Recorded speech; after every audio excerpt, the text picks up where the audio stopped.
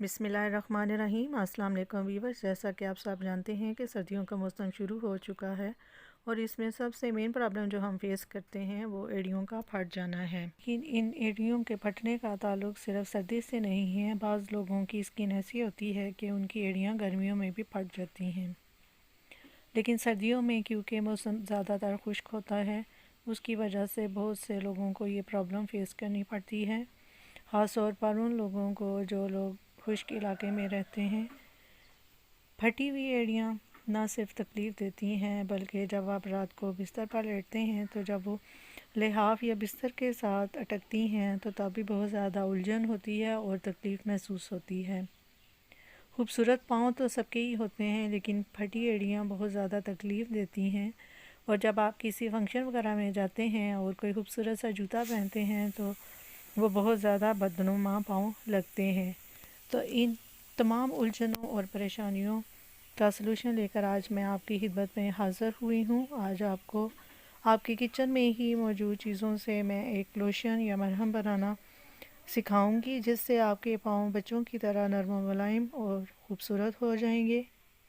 तो चलिए जी, आज की रेमेडी स्टार्ट करते हैं। इस रेमेडी को बनाने के लिए मैंने ये एक छोटा सा बाउल ले लिया है और साथ में एक स्पून ली है। अब जो मेन इंग्रेडिएंट इस मरहम में हमारा इस्तेमाल होता है वो हमारे किचन में से ही हम लेंगे जी। तो ये मेन इंग्रेडिएंट जो है हल्दी है। ये होममेड हल्दी है, आपने बाज़ार वाली हल्दी नहीं लेनी। तकरीबन 500 से ज़ायद बीमारियों का इलाज जो है इस हल्दी के अंदर मौजूद है, खालस हल्दी के अंदर। इसके अंदर अब मैं 1 टीस्पून कैस्टर ऑयल का शामिल कर रही हूँ। आप चाहें तो आप नारियल का तेल भी इस्तेमाल कर सकते हैं। मैं क्योंकि ये मरहम 2 से 3 दिनों के लिए रेडी कर रही हूँ, इसलिए मैंने 1 टीस्पून कैस्टर ऑयल का लिया है और 1 टीस्पून ही इसमें मस्टर्ड ऑयल जी, जो आम हम सरसों का तेल इस्तेमाल करते हैं, वो इसके अंदर मैं ऐड कर रही हूँ। अगर आपने पूरे वीक के लिए ये सलूशन बनाना है तो आप 1 टेबलस्पून मस्टर्ड ऑयल इसमें ऐड करेंगे और अब इन तीनों चीज़ों को अच्छे तरीके से आपने मिक्स कर लेना है और आप किसी भी एयर टाइट जार के अंदर इसको प्रिजर्व कर सकते हैं। फटी हुई एड़ियाँ आप देखिएगा 2 दिन के अंदर आपकी रिकवर हो जाएंगी और जो आपकी एड़ियों के अंदर ज़ख़म बने हुए हैं, जिनकी एड़ियों से खून निकलता है, वो तमाम लोग इस परेशानी से निजात हासिल कर लेंगे। इसकी एप्लीकेशन का तरीका ये है कि रात को सोने से पहले आपने अपने पाँव अच्छे तरीके से धो लेने हैं और उसके बाद आपने ये लोशन आप चाहे तो ब्रश के साथ अप्लाई कर लें और चाहे तो अपने हाथों के साथ ही एड़ियों पे आप अप्लाई कर लें और उसके बाद आपने सॉक्स पहनकर सो जाना है और सुबह नीम गर्म पानी से इसको धो लेना है। जिन मर्दों ख़वातीन की एड़ियाँ ज़्यादा ख़राब हैं उन्होंने ये दिन में 2 दफ़ा अप्लाई करना है लोशन। यकीनन आपकी एड़ियाँ जो हैं सॉफ्ट हो जाएंगी। ये देखिए, ये खालिस हल्दी पाउडर है। ये मैंने घर में ही हल्दी को ड्राई करके इसका फ़ाइन पाउडर रेडी किया है।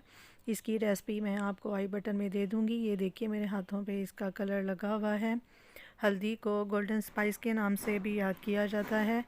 आप लोग दिन में ज़्यादा से ज़्यादा पानी का इस्तेमाल करें। जिन लोगों की जिल्द खुश्क होती है ज़्यादातर उन्हीं की एड़ियाँ फटती हैं, जो लोग मेहनत मजदूरी करते हैं। इसके अलावा घरेलू ख़वातीन जो तमाम घर के काम काज खुद करती हैं, यकीन मानिएगा आप लोग समझेंगे कि ये एक मैजिक ही हो गया है और आपकी स्किन नरम मुलायम बच्चों की तरह सॉफ्ट हो जाएगी और आप तमाम महंगे लोशन लेना भूल जाएंगे और घर में ही ये रेमेडी तैयार करेंगे।